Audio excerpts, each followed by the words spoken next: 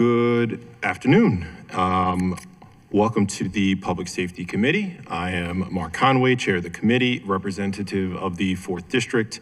I'm joined here today by members of the committee, Vice Chair Zach Blanchard of the 11th District. Thank you, Mr. Chair. Felicia Porter of the 10th District. And Paris Gray of the 8th District. We don't have representation from the mayor's office today. The committee that the hearing that we'll be discussing is LO 25-0042, AI surveillance in schools. This is a hearing that is focused on a recent AI system that the school system adopted. And I'll jump into some opening remarks before I turn over to the school system. Artificial intelligence is being integrated into public schools and public systems at the speed that far exceeds our collective ability to understand it, to regulate it, or to verify the claims being made about it. Across education, government operations, and public safety, AI is being offered as a solution to real and urgent problems. But there's a growing imbalance. Technology companies are able to market complex proprietary systems aggressively, while public institutions are asked to evaluate those systems without independent testing, without transparency on how they work, and increasingly without federal or state guardrails to rely on. That imbalance is the result of policy choices. Under President Trump's administration, federal protections around artificial intelligence have been rolled back. Standards for safe and trustworthy AI have been weakened. Enforcement agencies like the Federal Trade Commission have been hollowed out, and at the same time, the administration has moved to restrain states from regulating AI at all, warning against state-level action and threatening preemption in the name of uniformity. The consequence is that states are boxed out and municipalities are left on their own. Cities are expected to vet complex AI systems, assess safety claims, and protect the public interest without the tools, authority, or federal support that meaningful oversight requires. That is the environment that our city school system has been forced to operate in. Educators and school administrators are doing their best to keep schools safe while also ensuring that schools remain welcoming, non-invasive, and non-discriminatory environments. They are balancing safety, dignity, and trust every single day. When technology is offered as a way to help meet that responsibility, it is perfectly reasonable for our school systems to look for solutions that promise to reduce harm, speed entry, and avoid unnecessary searches. This hearing concerns one of those systems, Evolve. It has marketed its product as an AI-powered weapons detection system. It was sold as something fundamentally different from a traditional metal detector. And the claims were that it could distinguish weapons from harmless items, including false positives, speed entry into schools, and reduce the need for manual searching and staffing. Those claims mattered. They formed the basis for the decision to adopt the technology in our school system. In December 2022, Baltimore City Public Schools approved a pilot deployment. And in February of 2024, the board approved a 4-year contract totaling approximately $5.46 million to expand the systems across additional high schools. Before that expansion, there were already publicly available information raising serious concerns about their claims. There was reporting and industry scrutiny challenging Evolve's performance. There were documented incidents in other school districts involving missed weapons and high false positive rates. There was growing recognition that the system's real-world use depended heavily on human verification and manual backup. I had the opportunity to walk through schools and spoken directly with staff using the system. I want to thank the school system for inviting me out to Patterson High School just yesterday and making it a great opportunity to learn on the scene. And what I've been told consistently is that the system is being operated with human judgment and manual processes that make it fundamentally functionally resemble a metal detection system screening in daily practice. In November of 2024, the Federal Trade Commission confirmed that Evolv knowingly and repeatedly overstated its claims about detecting weapons, ignoring harmless items, and outperforming traditional metal detectors.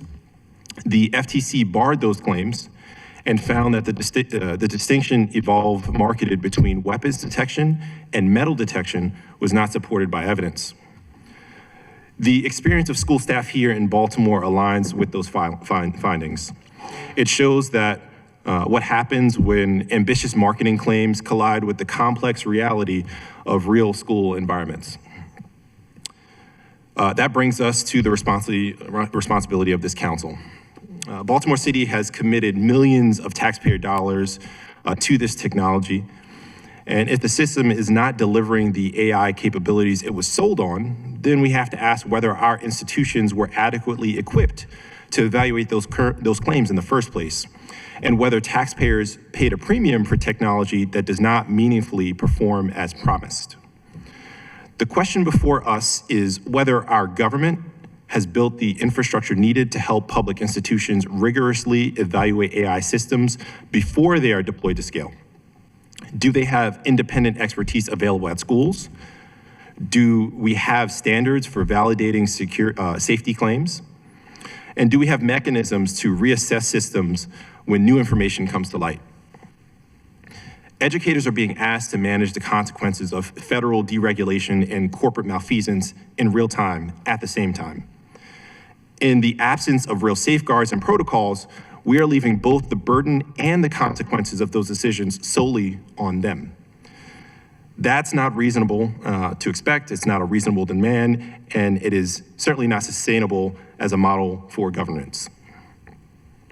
If the federal government has chosen to dismantle AI guardrails and restrict state action, then cities must step up. We must build local structures and support school systems and not leave them exposed. We must require a higher level of rigor for technologies that affect student safety and civil rights. We must ensure that public dollars are spent based on evidence, not promises. And if AI is going to be integrated into our schools and our public safety apparatus, then the burden must be on vendors to prove that it works, not on cities to discover after the fact that it doesn't. That's what this hearing is about. And it's about how we govern emerging technology responsibly. It's about how we protect educators, students, and taxpayers in an era where oversight is not kept pace with innovation. And it's about making sure that when AI is introduced into our public institutions, it is in the public interest that we move first. So with that, I'm going to turn over to the school system. They have a presentation, I believe, today. Before you begin, it'd be great if you guys can introduce all the folks on your team so that we have a sense of who's in the room.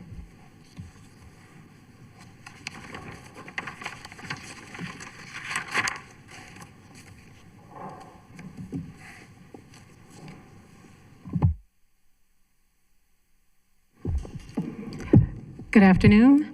My name is Monique Rumo. I'm the Executive Director of Operations for Baltimore City Public Schools. And with me today, Can you hold on 1 second? It looks like My other colleagues can see, so I don't.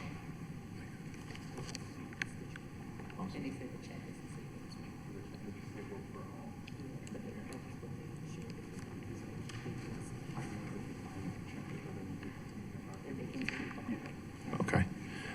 We were just making sure. It sounded like we may have been having some technical difficulties. I think we're okay. We're gonna maybe continue forward with the hearing. It sounds like folks are having issues seeing the chat and the video. We'll continue moving. We are recording though, right? We'll continue moving forward. And if we have any additional issues, I'll let you know. We'll pause. But please continue. Sounds good. Today, I have with me Sinead Tynes from our Operations, Strategy, and Compliance, our Chief Operations Officer, Dr. Lynette Washington. We have Melissa Broom from our Chief of Staff Office.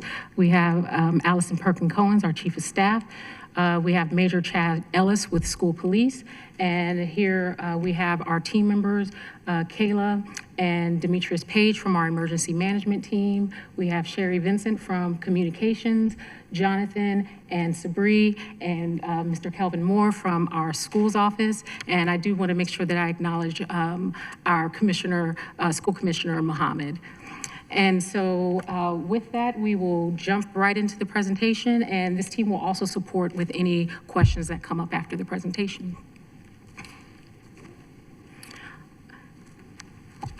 And I do want to say thank you, Chair Conway, for joining us yesterday at Patterson just to see the real-time operations in our school facilities. And so this first slide, it establishes our intent for why we went down the road of weapons detection to enhance safety, to build deterrence in our schools, and also improve efficiency. And so it was about improving safety without actually creating a surveillance environment.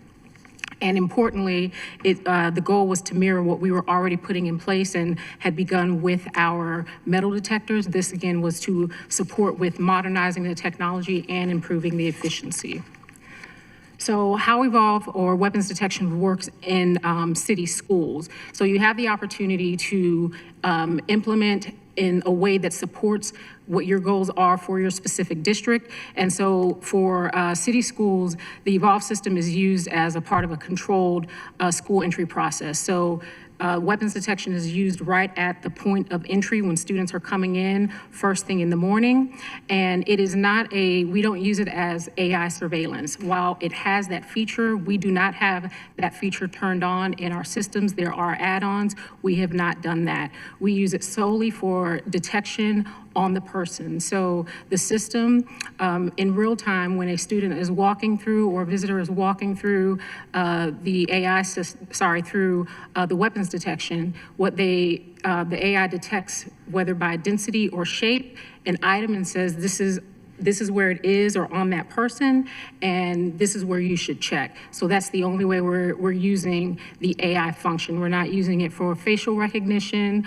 or to identify persons of interest or any kind of student information.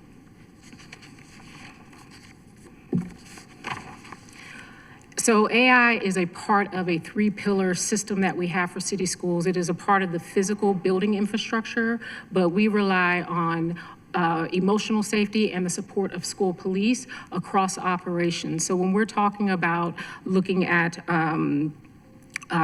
the safety of our students, it's not solely based upon a tool that we're implementing. It's based upon restorative practices, safety initiatives that are put in place by our school police, and also what we do in terms of our physical infrastructure. And weapons detection is a part of that. But then there's also our, when you come up to our buildings, you have to buzz to get in. Many of our schools have the foyers that you have to enter to first before you're able to enter the entire school. So this is a layered approach that we take, and weapons detection is just a part of that layered approach. So how we got here, prior to the implementation of weapons detection, there was a survey that had gone out to students and families where more than half of our students reported feeling unsafe, and that metal detectors were creating delays that affected instructional time, students getting to class on time. And then families were raising concerns about weapons and school safety. And unfortunately, we know that that has become more of a reality across the nation with unfortunate events happening in public spaces. So what we ended up doing, we did have a multi-phase pilot program prior to launching this, and you'll see it on the next slide where we discuss the different systems that we looked at. We had a multi-phase pilot program and procurement where we looked at 6 different systems. And the core purpose of this was to inform the district on the feasibility and the usability of the systems. This was very intentional because we understood that there were concerns about claims from different providers of weapons detection, and we wanted to test for ourselves, do these claims actually line up? do they align with the things that we want to do and what we have in place in terms of the safety of our students and staff. So there was a competitive vendor evaluation process that we had. There was stakeholder engagement. There was training. We went before the board and we discussed this as well. And they were very adamant about making sure that we had implemented a robust pilot program that included engaging our schools, engaging our students, and engaging the community as well. And so in this appendix, what you will find is that we have the 6 systems that we evaluated. They came on site to our central office for us to take a look and demonstrate it in person. In the appendix, it details what are the different components that we looked at, and if they provided any kind of backup to us, including links to their websites and their claims, those links are also there. We also have a structured rubric in the appendix that we use to score the different vendors based upon what it is that we were looking for and the claims that they had when they brought it to us. And again, this was just based, that evaluation was based upon the demonstrated performance and not just marketing claims. So in city schools, what we have installed 53 systems across 27 high schools, and this ranges, some schools have one system, some have 2, depending on their population, because at peak times, we can have upwards of 1,500 to 1,700 students trying to get into the door and get into the class at some of our larger schools. And to make it less intimidating, because that's one of the things about metal detectors, they can be intimidating when you're coming right through that system. You can feel like you are under surveillance. These are less intimidating, which is why we went with the feature to allow us to customize, so it felt like it's a part of the infrastructure and not this massive machine that says, okay, here I am. I'm feeling unsafe because I'm going through this metal detector. And these systems are deployed in multiple places. I don't know if folks have been to the African American Museum, Hershey Park. The Evolve is actually being used at those places.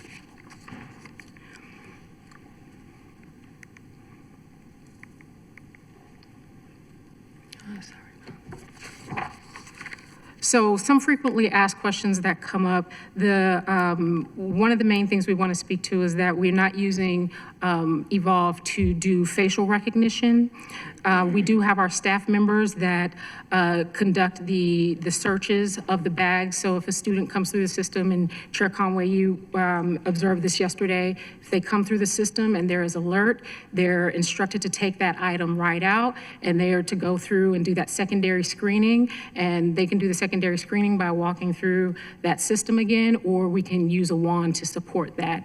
And then and only then, if they continue to alert and ding, will they be escorted to an offsite, to a private area for an administrative search, in which law enforcement would support that, which would be our school police officers. And that is where this next slide comes in. What happens if a weapon or a firearm is detected? So it's safety first. And so as a part of our visitor regulations, they are required to escort that student to a private space where law enforcement would come in and then do the search. And if a weapon or a firearm is found, it would be law enforcement that would take that weapon. In the event that there is a major severe issue, school police is not on present in that moment, staff can take that weapon or firearm for the safety of others, and then they would turn that over to school police once they're on site. But at our high schools, there is a school police officer that is to be present during those entry protocols while weapons detection is being used in the event that we do have to perform an administrative search.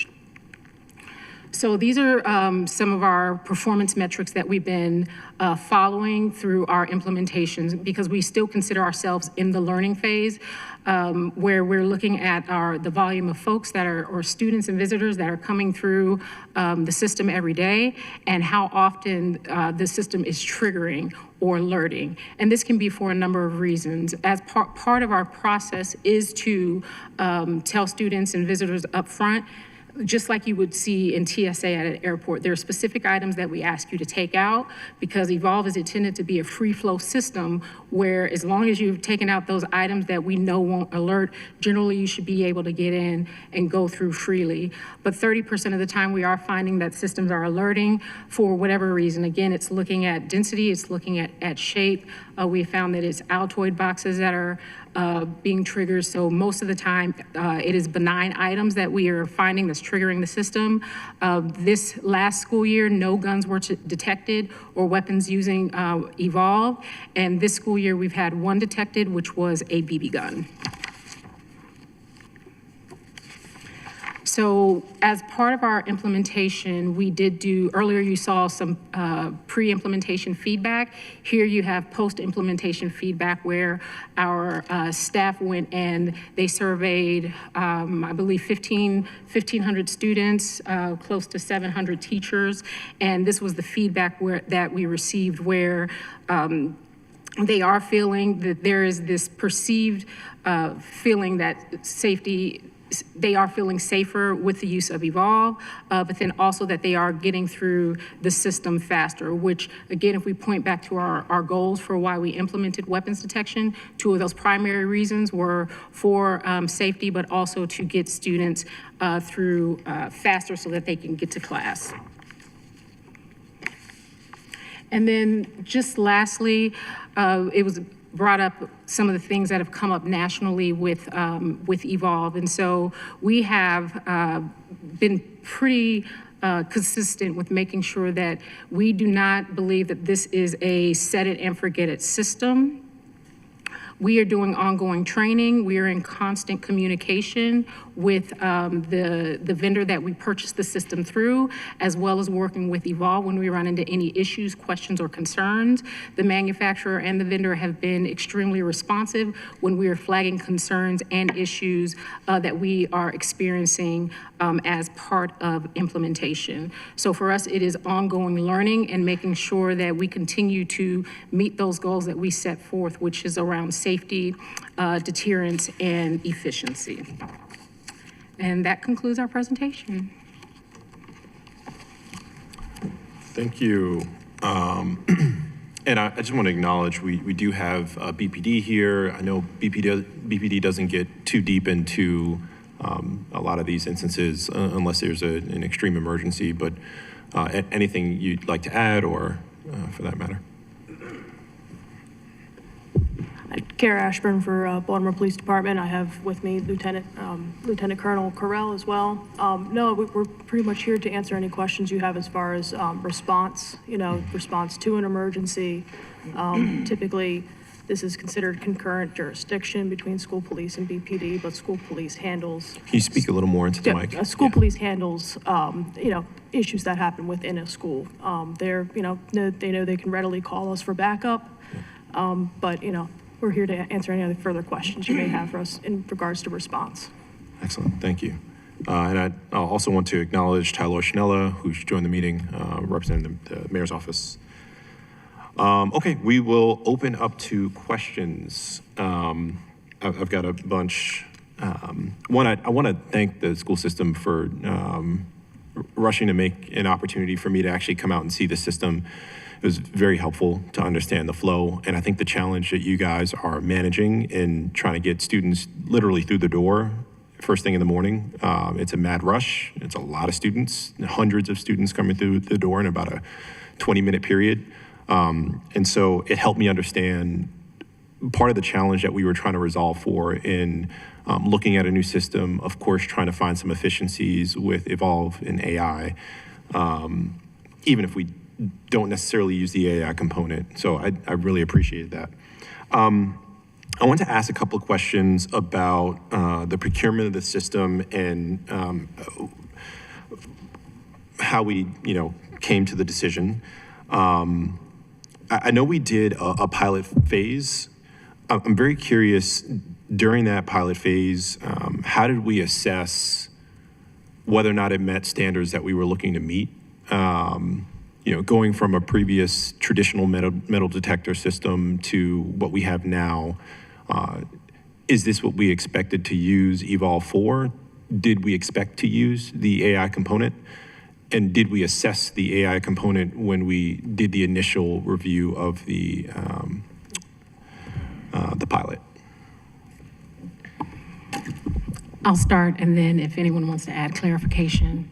So in terms of, sorry, I should have wrote it down while you were asking. Sure. So if I forget anything, please let me know. In terms of getting folks through the system, we don't have a comparison in the sense where we weren't timing prior to when we were using metal detectors, which is one of the reasons we asked the students and staff, how does it feel? Does it feel as though you're getting folks that you all are getting through the system faster? And based upon their responses, I would say we've been successful with that because there's this feeling that they are getting through the system faster. In terms of detection, where that works, so that's the AI component that we are using. With the traditional metal detectors, it goes off, you don't have a sense of where that thing is. What the AI detection piece allows us to do is pinpoint where we need to look.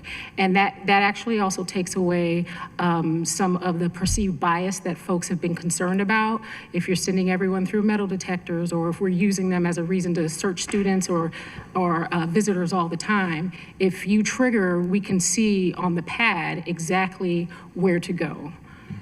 Did I miss any questions? Yes, I was curious about the AI component, and when it was marketed to us during the pilot phase, did we anticipate using the AI component of Evolve?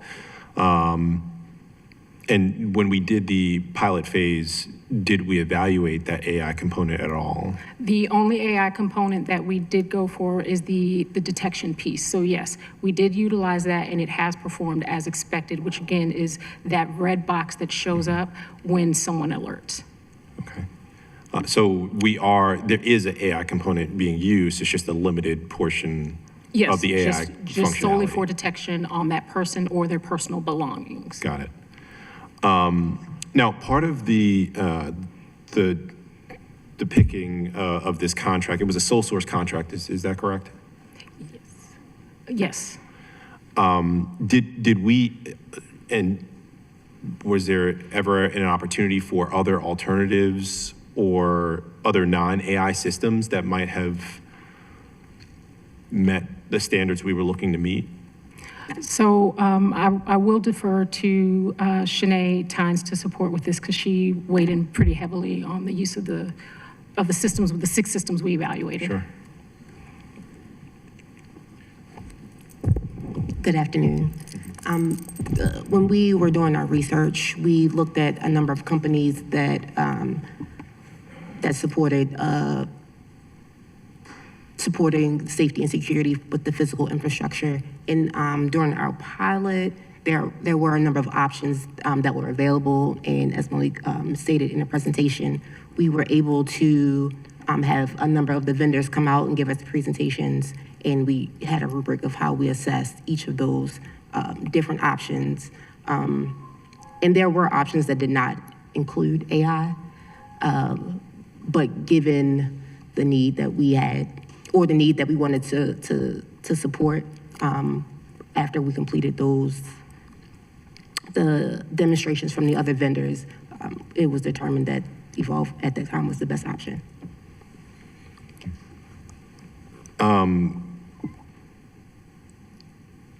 I'll ask this question because I think it's the sort of crux, at least behind the selection of the vendor, and I think we'll get more into the efficacy of the system. But in selecting the vendor, they're marketed to have this AI component,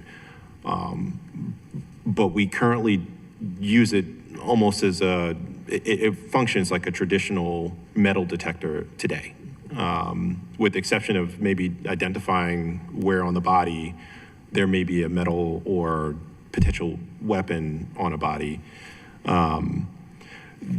Do any of the other systems, AI or non-AI, have the same ability? Not that I've seen from the demonstrations that we were provided. Also, Committee Chair, one other point I want to make is that we did the pilot before we did the sole source. So that was, we piloted a few systems in North Avenue. We did try a few different systems. We had them in, different parts where different staff in North Avenue could try them to see what, how their features worked. And then based on some of that early work and some of Shanae's research, then we picked one to pilot at schools. And it was after that pilot at the schools and that we decided that we did the sole source based on the qualifications that system had and how it worked in our school. And it is similar to a metal detector. I do think we were finding students are getting through faster than with a metal detector for a variety of reasons. So I think after the pilot tests and hearing from the staff and students who participated in that, felt like this was a system that worked and that we would go forward with it through the sole source. And that helps to understand. So to be clear, we did a pilot with a number of vendors. So we did a number of pilots. And then of the pilots that had these particular abilities, Evolve was the only one that we selected. We didn't pilot them in schools, and correct me if I'm wrong, Shanae, but we tested them in the central office. So in order to be able to have a focused pilot in schools, we tried a number of systems in the central office. They had some different qualifications. I don't remember what they were, but there was different specifications that they had. We tried them, and through that review of a few different systems, the school police helped review those. Then we narrowed down on Evolve, and that's the one we tried at schools. If that had not worked, or if we had problems with that, we probably would have tried others. But since it worked fairly well, we would move forward with that. Okay. I asked the question, at the end of the day, I think first things first, we want to ensure the safety of our students. And then I think second thing after that is we just want to get them in the building. And that's what I've observed yesterday. That's difficult enough as is. And I think that the challenge here is in selecting Evolve with what it says it can do, what we're using it for is not that sophisticated. I mean, I think it's reasonably sophisticated. I mean, again, it is the system you see that system in many places. My point being this, the question, we spent roughly $5.5 million to roll this out. I don't know what a non-AI system might cost to roll out across our city schools and or our high schools. And to that effect, it begs the question for me, did we get what we bargained for? If we expected that the system was going to have the ability to do something, and then we found out after the pilot, after we'd given the contract, that it didn't have that ability, not necessarily being our fault. There's no way we could have known that what they told us they could do, they could not do, but here we are today. Now, mind you, we're not using it for that purpose, so we are still, to our best degree, providing that level of safety that we might expect because it still functions as a metal detector. But what we might have expected by way of efficiency and the ability to screen is still a very manual process, much in the same way that a metal detector would have done either way. And the question for me, and I don't know the answer to this, is did we overspend for it? And because we only did a sole source contract, it's hard to tell what other options are out there. Is that clear? Go ahead. So although we did do a sole source contract, we do believe that based upon the demonstrations of the other machines that Evolve at the time was the way for us to go, to focus on that safety component, to focus on that efficiency in getting students in, but also it has, we believe that it has worked, and I'll look to Major Ellis for this one, also as the deterrent, because we're solving for the safety and efficiency, but we're also wanting to deter given what has been the climate throughout the nation. And I feel that it has supported the deterrence piece in a way that metal detectors have not. Major Ellis? I guess in the interest of adding to any weapons detection system being a powerful deterrent, this particular system serves as a visible presence of not only detection, but deterrence. So what we encounter at intake across the district is, or what we had encountered based on what I've read up about the pilot program, was this perception of unsafe conditions, right?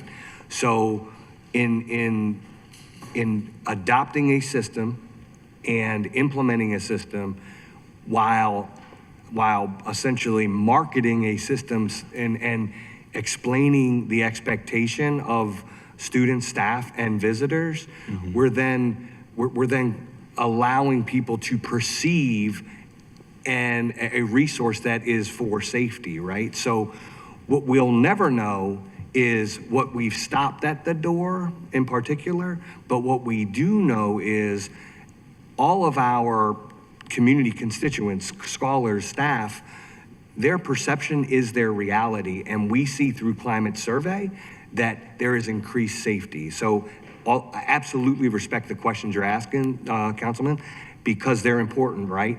And what I've experienced in law enforcement in my day, in my time, is that it's an important question to ask, the investment for safety, but often it is a rigorous process to determine what safety really costs. So I applaud this hearing for that very reason, and I would suggest that human oversight and complementary security measures remain essential to effective safety and deployment with this resource or any resource. I appreciate it. Thank you. I'm going to hand off any questions from my colleagues. Yeah. Councilwoman Porter. Thank you so much. I want to go back to the false sense of security. That's something that I want to just dial that back a little bit. While this technology is in the schools, what other alternatives that do not include Evolve are you all doing to increase public safety within the schools, that feeling of being safe within the schools?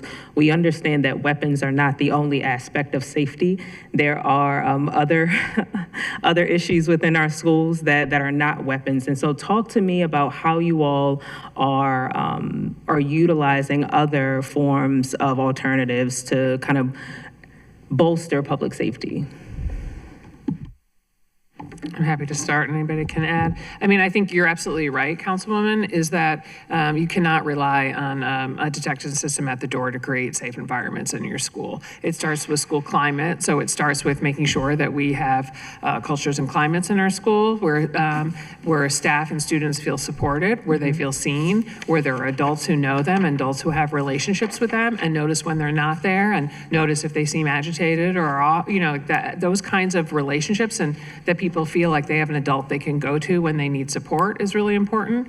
Having strong mental health supports is really important. So having resources where we connect people with mental health support students if they need it is really, really important. We're a restorative practices district, so having ways to mitigate conflict in schools, all these things are things we continue to need to work on and continue to need to build on. But that kind of ability to work with students when there's conflicts and try to resolve it in a way where both parties get to talk about it or all parties get to talk about it and engage is important. Developing staff to be able to help manage conflicts, those are important things. Doing the school police is obviously in our high schools, and also hoping they have relationships with students and that students will come to them and identify, or another adult if there's something they have a concern about. You can prevent a lot of incidents at schools through relationships that way. So that's really important. The physical building is kind of the last piece of it, is that you want to try to do what you can to support the physical building. And entrance is one piece of that, and making sure that, to Councilman Conway's point, that you can get students through quickly, and that there's some way that you're checking when they're coming through, that preventing and hopefully deterring. And it seems from the evidence that we are deterring people from bringing weapons in that way. Thank you so much. And can I ask one more question? Thanks. So for evaluating Evolve's impact on students, can you talk to me about where these data were collected, how many students it was collected from, and also which schools? Shanae. Good afternoon. Yes. So we conducted our feedback during the pilot and after the pilot. With schools? Yep, for the schools that we did the pilot at. So it was 6 schools. Yeah, what were the 6 schools? I'm sorry. Our pilot schools were Patterson High School, Dunbar High School, Digital Harbor, and Frederick Douglass. Yeah. And Murbo. In Murbo? Yes. Okay. And so talk to me about the safety climate at those respective schools. So those are all schools that have a large population, more homogeneous in nature.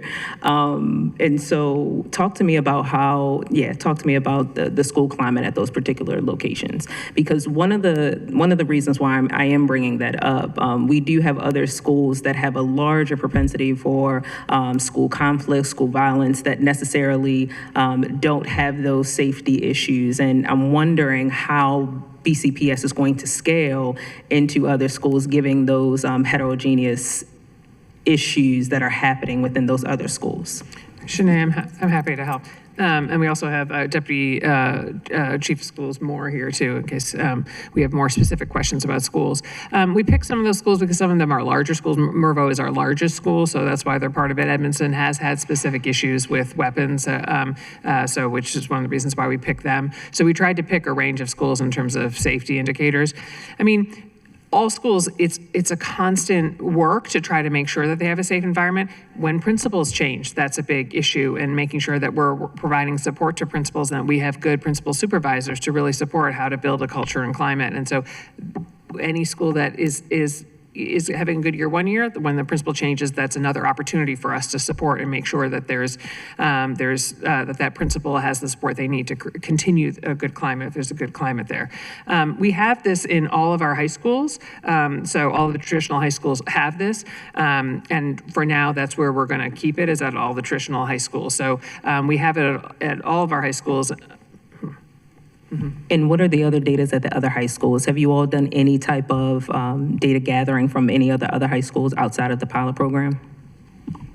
Yes, and Shanae can speak to this if I miss anything. We did do the post-implementation surveys, and that was one of the slides that we presented in terms of the feeling of safety and yes, that's the one. That's the post-implementation. Yeah, but this doesn't tell me much. It doesn't tell me which schools, how many students. Yes, it was all 27 high schools. Okay. And just over 1,500 students replied, so it was voluntary. Our team went on site during their lunch breaks before and after school to speak to the students. So it was optional for them to come and provide feedback to us. It was the same thing with staff as well. So this was an optional survey. This was not administered to every Baltimore City Public School student. It was at the physically at all 27 high schools, yes. Yes, but it was physically at all 27 high schools, but it was an optional survey that students had to come to you all to share their feelings of safety or not. Well, it was sent to them, right? So all students received it and had a chance to respond, correct? Shanae? We did not, I'm sorry, send out something that went to everybody, but we did have multiple days where we went to every school, and we worked with the school leadership so that they could let students know of the survey so that they could come during the multiple days during their lunch periods to provide feedback. Okay. And if I may add, also, we did engage with their school leadership, the student leadership as well. So ASCB and other organizations within those schools, we knew that it was probably going to be difficult to get responses for everyone. So we were intentional about also engaging that student leadership group at our high schools. Great. Before and after. Thank you. I'll save my questions for the next round. Oh, go ahead. Thank you, Mr. Chair. And thank you all for coming here and making your presentation and for your steadfast wanting to ensure that Baltimore City public school kids are safe, whether it's perceived or actual. As someone who really cares about AI surveillance and facial recognition technology, I think it's very important that since we have this platform on the record for transparency purposes, can you confirm whether any facial recognition technology is currently being used in Baltimore City Public Schools? AI surveillance is not being used in Baltimore City Public Schools, and that was also spelled out clearly in our scope of work, that that is not something that we would implement. Okay, and now is that limitation, is it documented? It is documented within the scope of work and as part of the procurement. As in like written policy or operational? I think I'm sorry. I should probably get back to you on the piece in terms of if it's in our policy, but we did put it in our procurement. Okay, because one of the things that kind of scares me is when we look at just hysteria all over the country for any reason, whether it's perceived or actual. Sometimes you'll have a jurisdiction change their mind, and where we have limitations where we're only doing, where we're only looking for weapons, it turns into facial recognition technology. It turns into AI surveillance, and that can change at the drop of a dime.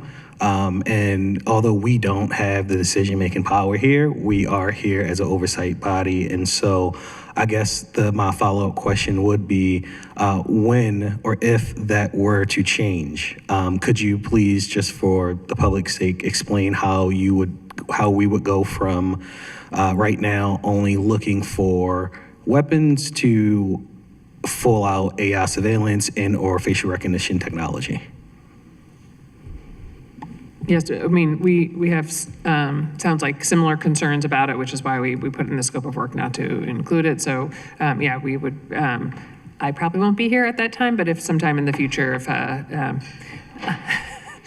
sometime in the future, the school's system is making a change, that would be, I agree that should be a publicly discussed change. But can you walk me through how does that change happen? Well, I mean, right now, we're using a particular system where that was part of the scope of work and procuring it, that we're not using that feature is not something that's part of it. I mean, if we at some point were to procure a different system, there should be a public process by which we discuss what features we would use. Okay, and it is my hope that when that happens, that you guys come to the city council, whenever that is, whether we're here or not, to ensure that, one, folks that are representing our young folks and parents alike have some type of decision-making or at least oversight into this. And my second question comes from what was found. You said one BB gun was found this past year, correct? This year? Okay, so before the technology, the evolved technology was implemented, do you guys know how many weapons were found by the metal detectors and or by school police? You have that data? We don't have that data currently right now. We can follow up. Yeah, can I make that a committee request? I guess from the 2 years prior, before the technology was used into now, and then as a follow-up for what the system was able to recover or able to detect, is there a difference between what they were able to detect and what you guys may have found in schools overall? Is there a difference between you detecting a BB gun or this? I guess, let me rephrase that, sorry. You found one BB gun. Is that the only BB gun or firearm that has been found at Baltimore City Public Schools and at high schools this year? Are you able to share that information? What I can share, the BB gun incident that is referenced is a result of a detection utilizing the Evolve system. Yep. So I guess we can talk about this offline, but I hear that it detected it, but I guess this goes towards the chairman's question. If we're looking at how much money we're spending on this system, and if it's not as effective after the fact, and we're still finding weapons in schools and kids have walked through this system, then we should be looking at yearly into the possibility of maybe changing up the system and ensuring that that people don't just feel safe, but our students are safe. And you can follow up on that, but I just want to thank the chair for bringing this issue up. I think this is going to be something that the city council has to tackle, just not in schools, but overall in this city, as things continue to change and evolve. Thank you. No pun intended. Thank you, Councilman. Any questions? We'll come back to you. I wanted to circle back because I don't know if maybe I missed it. I just want to clarify. When we did the pilot, did we ever intend to use the AI? No, it was always intended, let me restate that. It was always intended that we would use the AI detection portion. We never went in with the intent of using it for AI surveillance, like integrating it with our cameras or facial recognition. We never had that So intent. it would never be integrated with cameras, but so far as the AI claims that Evolve marketed, their weapons detection component, because I think the crux of the FTC investigation was around that weapons detection component, and specifically because weapons are not always metal. We know that, and so when we think about what gets through the system and how their systems are able to detect that, a big, I think, part of the weakness of their marketing claim to detect weapons is that it's more than a metal detection system, and I think maybe that's where the question gets a little murky. Let me try and land this plane. If you have a plastic weapon, it is still a weapon, but if it's being used as a metal detector, that may not necessarily be captured. So I'm curious, does the system? I think specific to that, when we talk about the components of this system and what it does and is able to report back on, it talks about density and proximity, right? So as an example, the sidearm that I wear, I've gone through Evolve a couple of times. Half of the sidearm that I wear is plastic, it's polymer. Right. And it detected that, and I was curious, as you are right now. I've been with schools since July 1st, and I want to understand these systems and understand how we utilize and apply them. So what I was able to see on the screen was the proximity of the item that was raising, drawing attention to that subject, which was me, right? So I was able to understand how that detects density. It's not detecting metal or cadmium or silver. It's detecting density on a person and where that is in proximity and where you might look for something that meets the criteria that could be a weapon. So in my sort of prep for the hearing, we went through the procurement meeting agenda for the school board, and it said here in December 6, 2022, that agenda, unlike metal detectors in manual bag checks and student searches, the system accelerates physical security screening approximately 10 times faster than metal detectors in a touchless manner. The system can distinguish everyday metal items from weapons, limiting the frequency with which students are flagged and detained for manual search. And I think that's exactly, I think, what we want to be able to do. But when there are challenges to the system's ability to detect weapons, it begs the question for me, do we then go back to Evolve and say, what we thought we bought, it doesn't actually do exactly that? And to my question, whether or not we're using the AI system, their weapons detection AI system, if the weapons detection component doesn't actually work and it's a slightly more sophisticated metal detection system, we still overpaid for it then, or I don't know if we overpaid, but I think that's the question I'm getting to. And in a world where, I mean, they could tell us anything, and do we have the ability to prove it? Do we have the sophistication in our procurement system to identify whether or not AI can do what it says it can do for a weapons detection system? Is that clear? Yeah. Yeah, I think the question is clear. I think the challenge is that I don't think there's a perfect weapons detection system out there. I think of all the ones we looked at, there are strengths and weaknesses of all of them.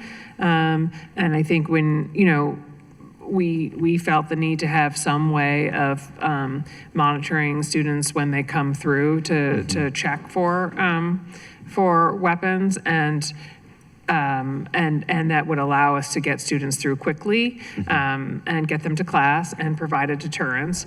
And I think that it's largely doing that, but again, I don't think it's a perfect system. I don't think there is a perfect system. And so we'll keep, we're going to keep working with it, and a lot has to do with there's different sensitivities you can put on, and you get different results depending on how high the sensitivity is, and that's art, not a science, frankly, in terms of how you do that.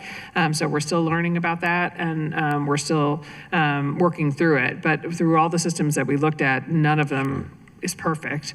But you still, in this day and age in particular, we felt strongly that we needed some way to try to make sure that we were aware of what was coming into our buildings and to prevent weapons coming in from the buildings as much as we possibly can, and to keep our students and our staff safe. And so, and allow them to get through quickly. So I think we've felt like this is reasonably doing that for us. Is it perfect? No. Is there training issues that we still need to do? Is there things we need to still learn about it? For sure. But I still feel like, I feel like we're better than we were before we had it. But is it perfect? Absolutely not. I appreciate that. And I'm curious, in light of the FTC investigation, when did we learn of that? Did that happen? I think it started after the pilot, but did it start before we actually awarded the contract or after we awarded the contract? It was after we awarded the contract, but we had also been monitoring too. There was a lot of information that was being sent to our chief legal officer and also our chief finance officer too, just about the system and when we were going through the pilot process, and we introduced it during the procurement discussion. And I think this is sort of the crux of my issue here, and there's no fault to the school system to that regard. In a world where we are told that a system can do certain things, we buy the system, we pilot the system, and in that pilot, we can't really prove whether or not it did what it said it could do, and then we award the contract. And after we've awarded the contract, paid the folks, turns out they can't do what they say they can do. What recourse do we have as accountability for that system? I think that's the crux of, I think, the whole hearing here. I think, which we asked to have Evolve here. Unfortunately, they weren't able to attend, but I think that's the crux for me. We want to make sure that when we purchase these systems, that we have some way of ensuring that we're getting our dollars worth, both from a safety perspective, but then also from a public dollar spending perspective. And so it sounds to me like more or less we do feel safe with the system, but the system does not do what it was advertised as, or what we piloted, or what it was advertised to be able to do during our pilot. And I would also suggest what we said it would do in that agenda in 2022 for the procurement board meeting. So I think that's the piece that's where I get stuck, and it sort of begs the question for me: do we have some recourse with Evolve? And one of the things, if I can just say, I know that there are various school districts that had certain expectations of the system. For Baltimore City, when we went in, we had expectations. There was expectations around detection and efficiency. And I would say in those areas, the system is meeting our expectations. We are able to detect, and we are able to detect, as the major said, in particular areas. So when a person walked through a metal detector, the person just goes off, right? And so if a person had a gun, the person who is on the other side would not be able to determine where. If it's on the right side, the left side, this system allows us to do that. The other piece is for a metal detector. If somebody walked through a metal detector, it will go off, and it's gonna go off on every student coming through. Whereas having this system, we not only know what the object looks like, but we also can move students through a lot quicker because everybody is not going off. And then there's this human path of training where individuals are trained to take certain things out of their book bags prior to going to the system too. And so for us, the expectation was met with the system. And again, as Chief Perkin-Cohen said, there's still more training, right? We started the system in 2024. There's still additional training and things that we're learning about the system. But at this point, as we're moving forward, it has addressed some of our concerns as we were looking for a system as an alternative to just the metal detective system.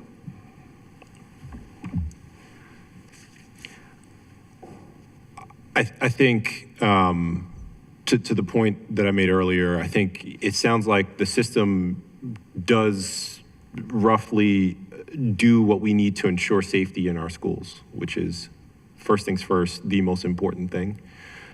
The second most important thing is making sure that the contract that we signed actually is a good contract. And when we are told that the system can do certain things and it can't do that, and the FTC has now called a whole investigation and required a cease and desist so that they can no longer claim to do those things, and we've already paid for it. Does that change what we paid for? Would we have paid as much? And you don't have to answer that question here, but I think this, once again, this is not an indictment of the school system by any means. I think you guys, and going back to high school, it's been a long time since I've been to high school. So seeing how many kids have to come through the door in a very short period, what you are trying to resolve for, I understand. The challenge for me, and I think Councilman Gray alluded to this, is we're gonna see more attempts like this to leverage systems that claim to have an ability that they cannot prove. And we have to rethink our procurement systems in order to adapt to that. That's, I think, what undergirds this entire hearing. So I appreciate the fact that we are able to use it to a way to meet our needs sufficiently. I think, though, we still have to beg the question of, did we get what we bargained for when we paid $5.5 million for it? So, further questions? Councilwoman Porter. Thank you so much. I had a question about data use, compliance, and storage. Where is the data that Evolve is capturing? Where is that being housed and stored, and who owns it? So we have a cloud-based platform where the information is captured and what we see. And so that sits on what is hosted by Evolve. They only have access to, it's no student information. It's just the volume of folks that are coming through, the tag alerts that are happening. So there's no personal identifiable information that's being stored there. So just to confirm, Evolve has a cloud-based storage, and that's where the data is stored from Baltimore City Public Schools students? Yes, and it's just on the operational data for the Evolve system. How can we confirm that?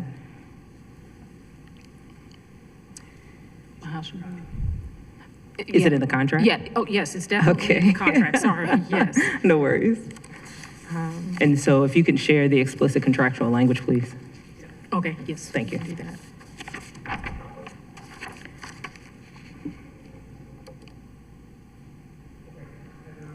Yeah, no, yes, I right don't know that we now. have right in front of us, so we can get you the contract. Sorry. Sorry, I was waiting. So Mr. Chair, if that can be an official committee request, please, I'd like the contractual language regarding the data use agreements with Evolve and Baltimore City Public Schools. Got it? All right. My next question has to deal with any type of safeguards put in place related to constitutional rights violations, including unreasonable searches or discriminatory impacts. Do you all have a written policy related to that?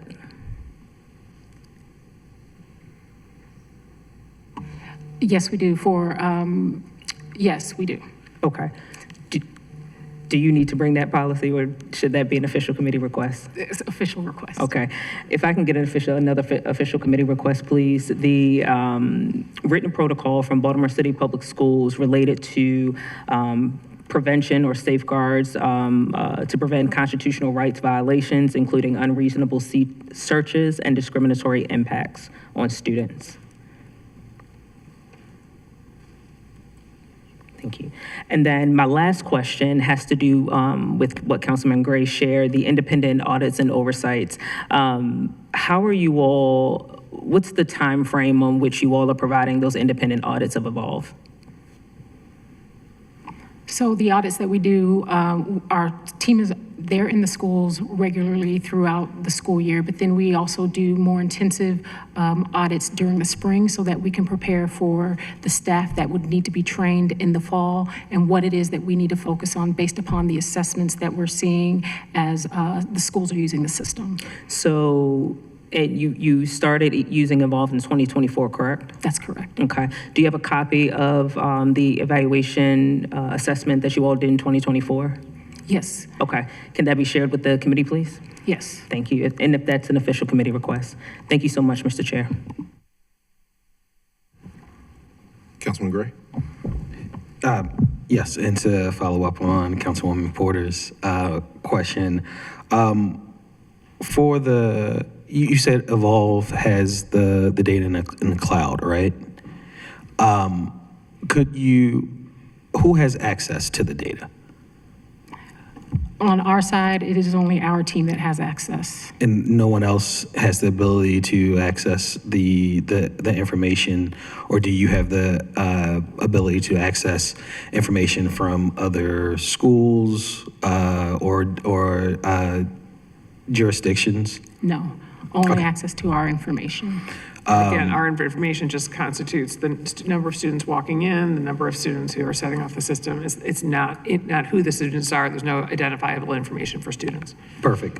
Would city schools be willing to publish a clear data use and data retention statement? So families, if I had a kid in high school, that's, I guess, 13 years away. Could you guys clearly have one that's stated and sent out to families to assure them? Because I think people want to feel safe, but I also think a lot of people are really worried about their personal information in the age of AI or their likeness just being stored somewhere for God knows how long. If you can at least like explicitly send that out to high schoolers or parents every year, whether it's through email or through written, like through mail, just basically the same thing that we have to sign up for every time we sign up for an app or something free, some type of clear data use and retention statement so families can understand the clear impacts of what this technology is and what it does and what you are preventing it from doing.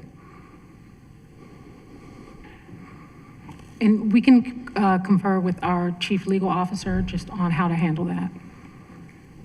I'm just trying to remember what we sent out when we first adopted Evolve, what kind of communications we sent out at the time. So we did share all of the, I believe it was stated in our welcoming information when we met with families, students, and the staff on what would and would not be collected, and that was one of the things we did share. Yeah, so I think we can send that to you too. Yeah. Okay. When there's a false positive identification of a weapon, how's the company utilizing the data outside of the scope of its contract with Baltimore City Public Schools? Do you guys know that? So hopefully this answers it. We don't necessarily look at it as false positives or false negatives. When someone comes through the system says, hey, on this person, there is an item that you should check in their bag. And then we go in and we look to see what is that particular item. And then we have them remove that item, and then we have them go back through the system. And based upon that item they remove, they would mark in the system it was a benign item or it was some other item. That's how we do it. Well, I guess I'm asking if there, does the information they collect, does it help them retrain? So for example, if for some reason Cool Ranch Doritos are just triggering off the system, every day a kid is walking through, I would have gotten caught every day walking through there. And so if it's catching it and you're seeing that across all the high schools in Baltimore, a particular item is consistently showing up, is that information being then used by Evolve to retrain their systems? Yes, it is. And so there's two things happening. So what we do internally, we're looking at what's going on so that we can update our guidance to our schools and say, this continues to trigger, so these are one of the things that you guys should add to your list of things to take out. But then also, our information is used to help train the Evolve system, and they push out quarterly updates, but that goes out across all of the system users. So whether we were using it or someone else was using it in another jurisdiction, it wouldn't flag here or there. Shanae, you wanna?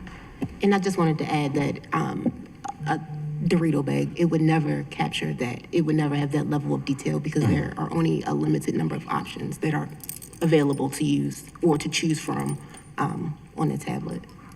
Okay, and so you said that there's information that you guys share, that you pick up, but it's also, but they also are learning from the information that they retain as well. So according to, and this will speak to the other question about the data. So Evolve, they collect the operational data to improve their products. So, but they're explicitly prohibited from collecting any of our personal identifiable information, but they are allowed to use the technical performance and operational data that is collected. Okay. I just want to make sure that we have explicit, and like with our agreement with them, other jurisdictions can do whatever they want, but if we have explicit clauses that prohibit them from using certain types of data to retrain their systems, because it's always, I'll always believe this, because a lot of the history of this country was built on prejudice, that they're just inherent prejudice that are built into the system. And so all the information sometimes that is collected, especially from a jurisdiction that is heavily African-American, sometimes can just come off as, I just don't trust the system and how it retrains itself. And so if we are being due diligent in the way that we are prohibiting them from collecting certain types of data or whatever they're using to retrain their system, I think, once again, we have to be very serious about that. And it sucks because, once again, it puts the onus on jurisdictions when you guys are supposed to be in the business of teaching and creating future leaders, that now you have to be AI and facial recognition and surveillance experts because this technology was able to expand so quickly, and it works in certain ways, but we have to be very, very, very, very intentional about how the data is being collected, how it's being used, and how they are using said data to retrain their systems to make it quote unquote more effective, and ensuring that it doesn't do harm to little girls and boys that look like me.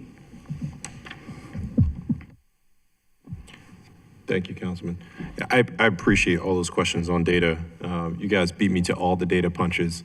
I would ask, do we, I remember in the system, the way it sort of works is you have these scanners, and then you have tablets that can sort of see what goes through the scanner and take a snapshot of if they have something on them.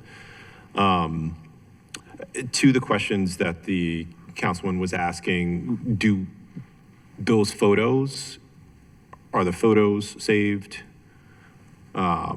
Or is it just the sort of metadata on whether or not there was something identified, and then once it's tagged by the operator of the tablet, is that then what they use?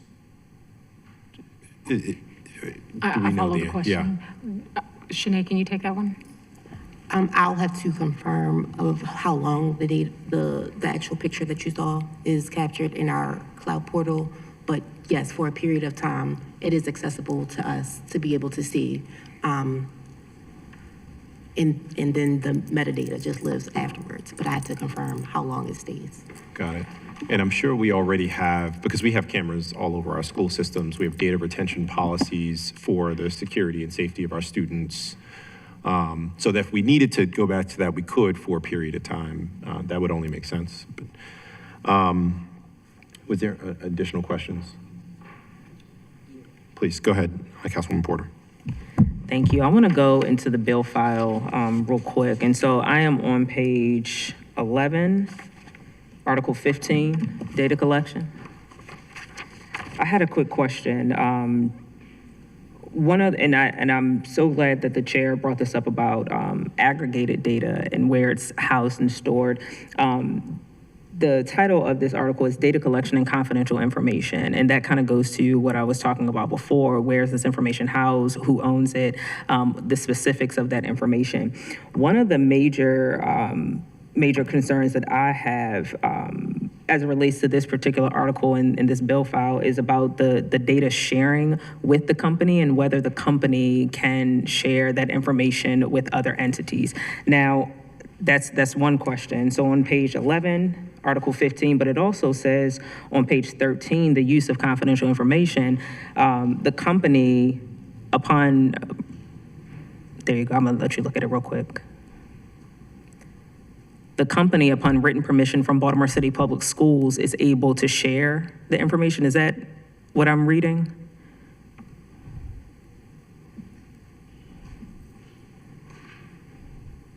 I am not a lawyer, and so I just want to make sure that I'm clearly understanding this correctly.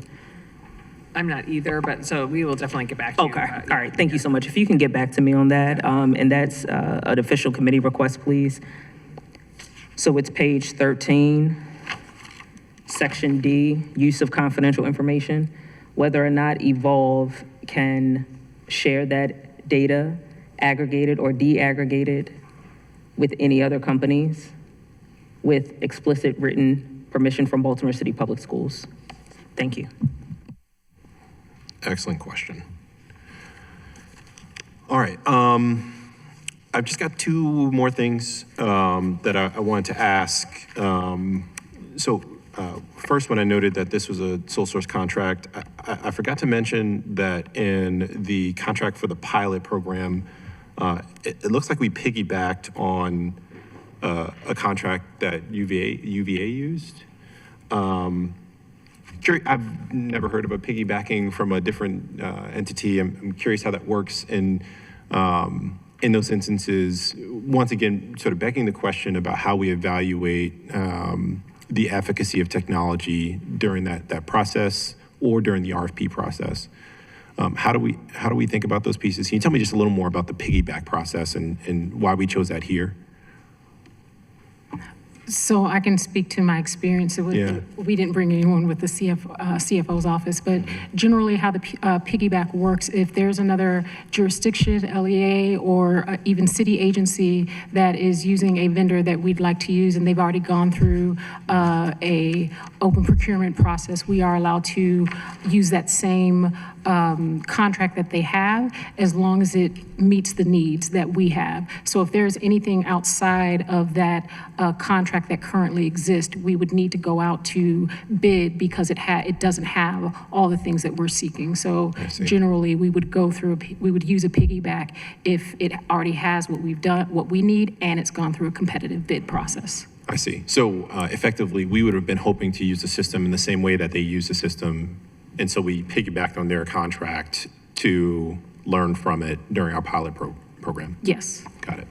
And if I can add, there's also a thorough legal review too. So to make sure that it aligns with our board policies and our process and systems. Okay.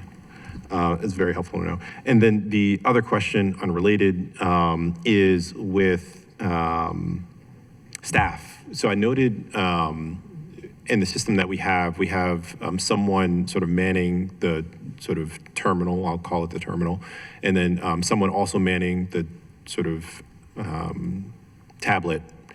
And so, at least for Patterson, when I was able to stop by yesterday, there were 4 people operating, and then I don't know how many people, there were a lot of people there for me, so I apologize if I, had everyone coming off of other things, but I'm curious how many people sort of operate that process, and how does that compare to a traditional metal detection system that we had previously? So, and you'll also see it in the contract information that we sent over. So typically you require 2 people, 1 person at the actual machine and then someone at the tablet, so that we're able to tag at the same time.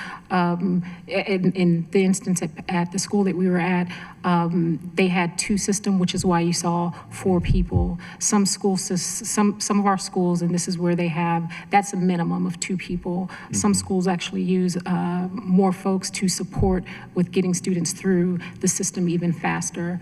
I'm missing a portion of the question. I think, did that answer the question fully? Yeah, I was curious how it compared to the traditional metal detector system.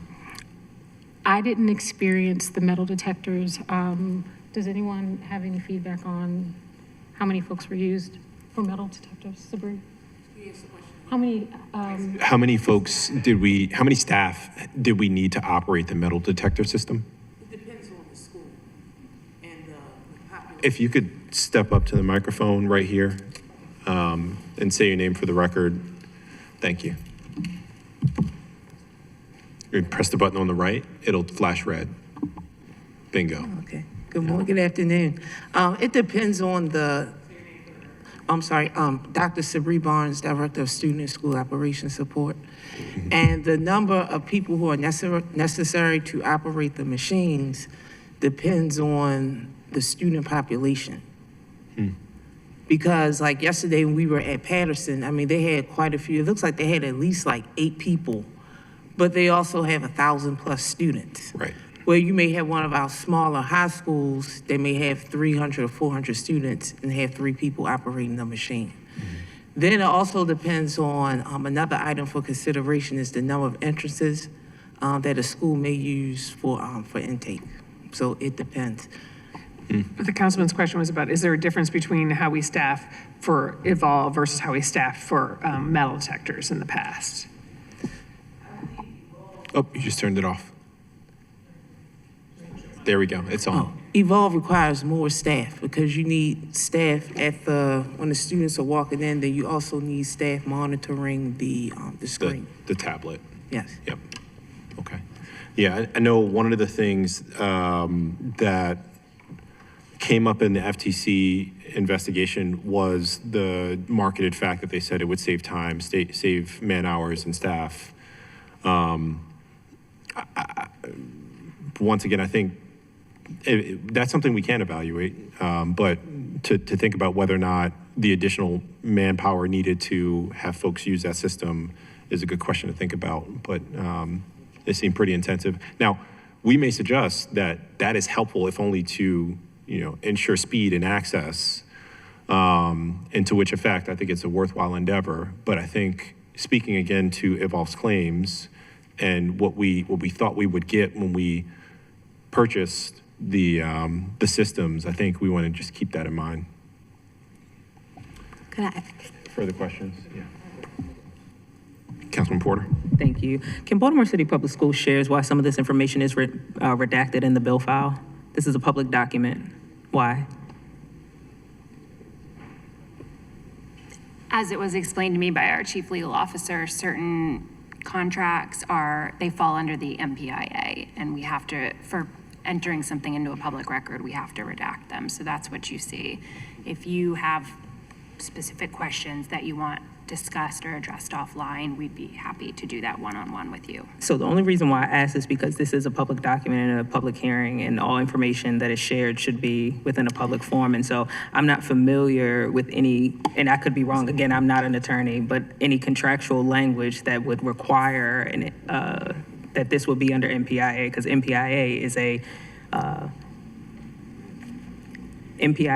is usually triggered when the person asks to the agency, Yeah. not the other way around. I'd be glad to send you the citation, the legal citation they sent me. Okay. Because there was a question I There was had. okay. Yeah. I'll show you what she's talking about in the document. There are big black boxes over certain parts of the contract. Yeah.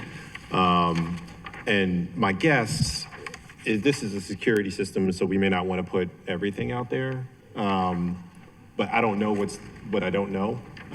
But I would also argue that they have pictures of the high school and the Right, Okay. right. All right. Yeah, I think No worries. maybe that's a conversation for offline. But yeah, I think it's a really good question. I didn't catch that. Thank you, Councilwoman. Any further questions? All right, thank you.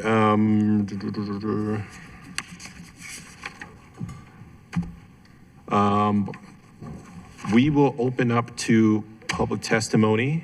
I don't think there's no one signed up for public testimony, of course, because, so with that, I want to thank you guys. Thank you guys for taking this very seriously. I think we all want to make sure that our schools are a safe haven for our young people. And, also, I think it speaks to a larger issue for us in how we equip ourselves to appropriately vet and utilize AI technology, especially when it comes to security and safety.